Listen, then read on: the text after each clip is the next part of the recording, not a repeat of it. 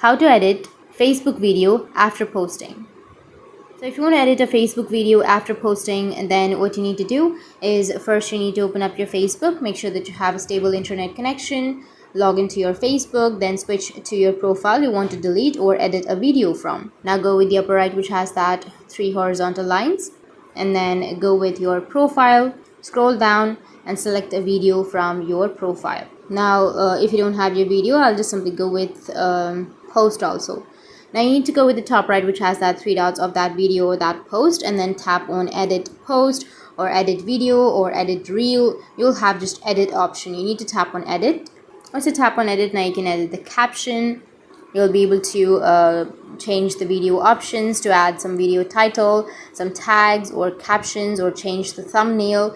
And when you're done, you need to click on save, which is on the bottom. You can also edit your video post or boost post. So after clicking on save, your changes has been saved. That's how you can edit your Facebook video after posting. And if you have any questions, feel free to comment below. Thanks for watching.